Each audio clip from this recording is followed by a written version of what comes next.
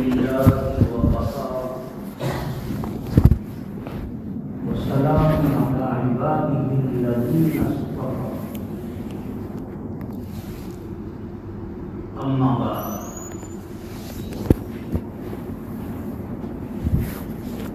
قال النبي صلى الله عليه وسلم أربع من سنن المرسلين الحياء والتعطر والسواك والنكاح. وقال النبي صلى الله عليه وسلم يا معشر الشباب عليكم بالباء فإنه أغض للبصر وأحسن للفرج فمن لم يستطع منكم الباءة فعليه الصوم فإن الصوم له وجاء. وقال النبي صلى الله عليه وسلم تنكح المرأة لأربع لمالها ولحسبها ولجمالها ولدينها فاظفر بذات الدين تربت يداك. وقال النبي صلى الله عليه وسلم النکاح من سنتی فمن لم يعمل بسنتی فليس مني او كما قال علیہ الصلوۃ والسلام. محترم بزرگ اور عزیز نوجوان،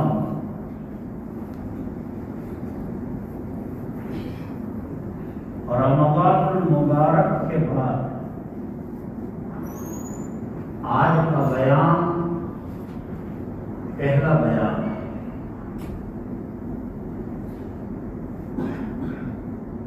رمضان میں یہاں نہیں رہتا، اس لیے بیان کا سلسلہ موقوف رہتا ہے. آج یہ سلسلہ پھر شروع ہو رہا ہے. رمضان المبارک کا مہینہ آیا اور گزر گیا.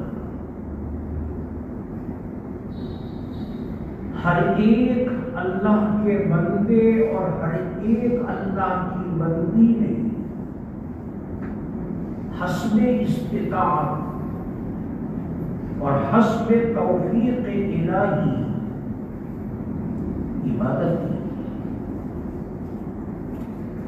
اللہ تبارک و تعالی رمضان المبارک کی ہماری طاعات کو، عبادات کو شرف قبولیت بخشے. اللہ ہمارے روزوں کو بھی قبول فرمائے اور اللہ تعالی ہماری تراویح کی نمازوں کو بھی قبول فرمائے اور اللہ ہماری تلاوتوں کو بھی قبول فرمائے اور ہمارے نوافل کو بھی اللہ تبارک و تعالی قبول فرمائے.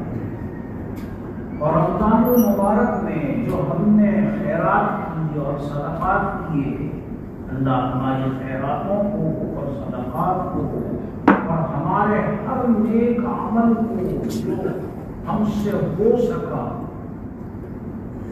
اگرچہ اللہ کے دربار کے شایان شان تو ہم کوئی عمل نہ کر سکے، نہ ہمارے روزے اس قابل تھے کہ اللہ کی دربار کے وہ شایان شان، نہ ہماری جو ہے طاعات، نہ ہماری تلاوتیں، نہ ہماری نوافل ایک کھوٹا عمل اور کھوٹا صدقہ لے کر کے ہم اللہ کی بارگاہ میں حاضر ہوتے، اللہ کی ذات عالی سے توقع رکھتے ہیں، امید رکھتے ہیں کہ اللہ چشم و پوشی سے کام لے اور ہمارے ناقص عمل کو قبول کرے۔ آمین۔ محترم بزرگ، آج ہمارے امام صاحب حضرت مولانا حافظ نعیم صاحب کے بھتیجے کا عقد ہے، نکاح ہے۔ اس مناسبت سے میں نے وہ حدیثیں آپ کے سامنے پڑھی ہیں جو نکاح کے خطبے میں عام طور پر پڑھی جاتی ہے۔ نکاح کے خطبے میں ہم ان حدیثوں کو سنتے ہیں، کم از کم ان حدیثوں کا ترجمہ ذہن میں رہے تو اور سمجھے جو ہے ہم سمجھ سکتے ہیں کہ نکاح پڑھانے والا جو حدیثیں پڑھ رہا ہے ان حدیثوں کا مفہوم کیا ہے، اور اللہ کے نبی صلی اللہ علیہ وسلم ہمیں کیا تعلیم فرما رہے ہیں۔ اس لیے میرے پاس زیادہ وقت نہیں ہے، حدیثیں زیادہ ہیں جو میں نے پڑھی، میں صرف حدیثوں کے ترجمے اور مختصر تشریح پر اکتفا کروں۔ سب سے پہلی حدیث جو میں نے آپ کے سامنے پڑھی ہے وہ یہ ہے کہ نبی اکرم صلی اللہ علیہ وسلم نے ارشاد فرمایا، اربع من سنن المرسلین، چار چیزیں بڑے انبیاء کی سنتوں میں سے، یہ ترجمہ ہے اربع کے معنی چار، اربع من سنن المرسلین، المرسلین کا ترجمہ ہے بڑے انبیاء۔ نبی اور رسول میں تھوڑا فرق ہے، یہاں وقت نہیں ہے سمجھانے کا۔ رسول کا درجہ بڑا ہے، نبی کا درجہ کم ہے، اور یہ کسی موقع پر ہوا تو سمجھائیں گے آپ کو، رسول اس وقت موقع نہیں ہے۔ رسول کا درجہ بڑھا ہے، اور حدیث میں رسول کا لفظ آیا ہے اربع من سنن المرسلین، چار چیزیں بڑے انبیاء کی سنتوں میں سے ہیں، اور جب بڑے انبیاء کی سنتوں میں سے ہیں تو چھوٹے جو انبیاء ہیں ان کی تو یقیناً آپ سمجھے کہ ہے وہ سنت۔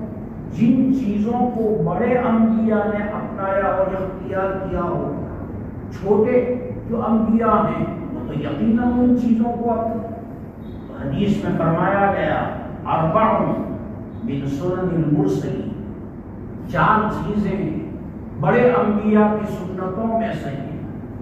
نمبر 1 الحیا، پہلی چیز شرم کرنا، حیا کرنا، لحاظ کرنا۔ حیا ایک اچھی صفت ہے، ہر مومن میں، ہر مومن مرد میں اور ہر مومنہ عورت میں یہ صفت ہونی چاہیے۔ اگر یہ صفت آدمی میں ہے تو یہ صفت کتنی ہی گناہوں کے لیے روک بن جائے گی۔ اسی لیے مقولہ مشہور ہے کہ اذا فاتک الحیا فافعل ما شئت، جب تیرے میں شرم نہ رہے تو جو چاہے کر۔ شرم ایک ایسی چیز ہے جو برائیوں کے کرنے کے لیے روک بن جاتی ہے۔ آدمی میں شرم ہو تو پھر آدمی سر پہ ٹوپی چہرے پہ داڑھی، سنت، مولویانہ لباس، اور یہ جو ہے سنیما کی لائن. کسی زمانے میں سنیما کی لائن میں کھڑے ہوتے تھے، اب تو ہر ایک کے جیب میں سنیما ہے. پہلے زمانے میں سنیما نہیں. اگر آدمی میں شرم ہو تو عرض کے وہی گڑ جاوے زمین میں کہ میرا یہ ہو گیا، سر پہ ٹوپی، مولویانہ لباس، داڑھی، اور یہ جو ہے یہ لائن مجھے زیب دیتی ہے. اور یہ جو ہے جب آدمی میں سے یہ شرم ختم ہو جائے، اذا فاتک الحیا ففعل ما شئت، جب تیرے میں سے یہ حیا ختم ہو جائے اور جو چاہے گا. بہرحال حیا ایک اچھی صفت ہے. اسی لیے فقہاء نے مسئلہ لکھا ہے کہ اگرچہ غسل خانے میں سارے کپڑے اتار کر کے غسل کرنا جائز ہے، جائز ہے، کوئی ناجائز نہیں ہے سارے کپڑے اتار کر کے، لیکن افضل یہ ہے کہ لنگی پہن کر کے غسل. تنہائی میں بھی سطر مت کھولو. تنہائی میں بھی اگر سطر کھولو گے تو سطر کے کھولنے سے حیا کم ہوگی، حیا کم ہوگی. اسی لیے فقہاء نے مسئلہ لکھا ہے کہ کوئی آدمی کمرے میں تنہا رہتا ہے، دوسرا کوئی نہیں ہے، اور سمجھے تو اور کے سارے کپڑے اتار کر کے لیٹنے کی اجازت نہیں ہے. فقہاء نے وہ لکھا ہے اور سمجھے. بہرحال حیا ایک اچھی صفت ہے. حدیث میں فرمایا گیا اربع من سنن المرسلین، 4 چیزیں بڑے انبیاء کی سنتوں میں سے ہے، جس میں پہلی چیز ہے حیا. دوسری چیز ہے والتعطر، خوشبو استعمال.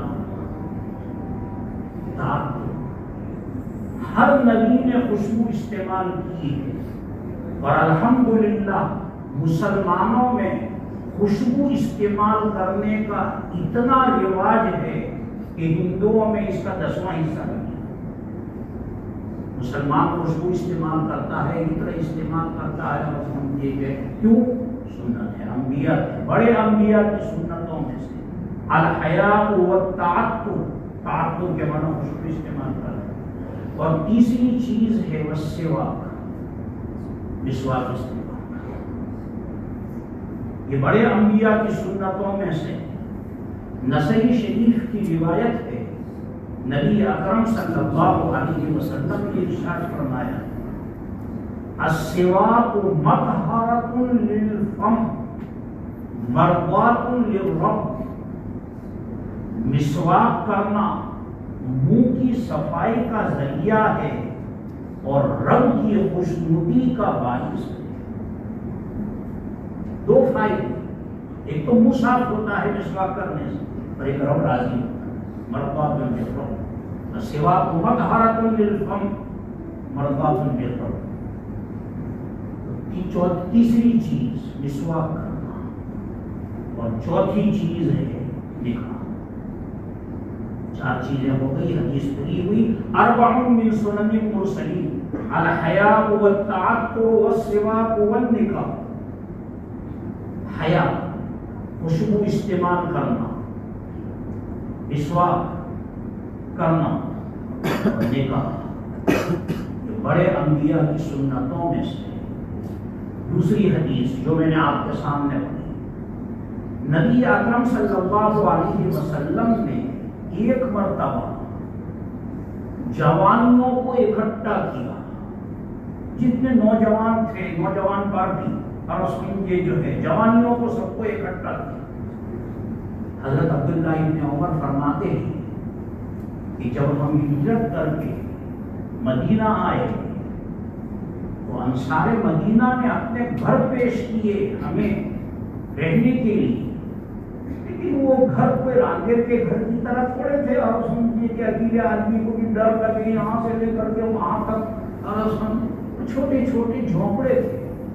اور سمجھیے جیسے گاؤں میں ہوتے ہیں چھوٹا سا جھونپڑا، ایسے چھوٹے چھوٹے رسم کی. تو حضرت عبداللہ ابن عمر فرماتے ہیں ہمارے رسم کے جو ہے والدین، ابا حضرت عمر بھگا دیتے تھے رسم، جا مسجد میں جا کے سو جا. ہم جتنے جوانی تھے سب مسجد میں آ کر کے رسم کے جو ہے لیکن چھوٹا سا کمرہ ہے، چھوٹا سا سمجھے جھونپڑا ہے، اس میں ابا اور اما لیٹیں گے، یہ جوان اولاد لیٹی تھی اور سمجھے ہم سب کو بھگا دیتے تھے کہ جاؤ اور سمجھے مسجد میں، تو ہم سب اور سمجھے مسجد میں آ کر کے پڑھ جاتے تھے مسجد نبی میں اور سمجھے یہ جتنے مسجد نبی میں لیٹنے والے تھے اور سمجھے یہ سب شادی کے قابل تھے اور سب اور سمجھے نوجوان تھے، ان کو ایک مرتبہ نبی پاک صلی اللہ علیہ وسلم نے جمع کیا اور جمع کر کے نبی پاک صلی اللہ علیہ وسلم نے جو ہے ارشاد فرمایا یا معاشر الشباب علیکم بالباء، اے نوجوانوں گھر بساؤ، علیکم بالباء کا ترجمہ اے نوجوانوں گھر بساؤ۔ اور گھر کیسے بستا ہے؟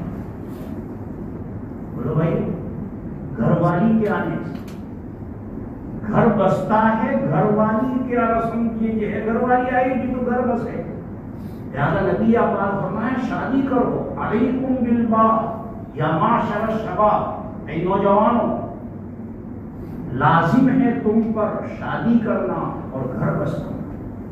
اور پھر نبی پاک صلی اللہ علیہ وسلم نے فرمایا یا معاشر الشباب علیکم بالباء فإنه اغض للبصر واحسن للفرج۔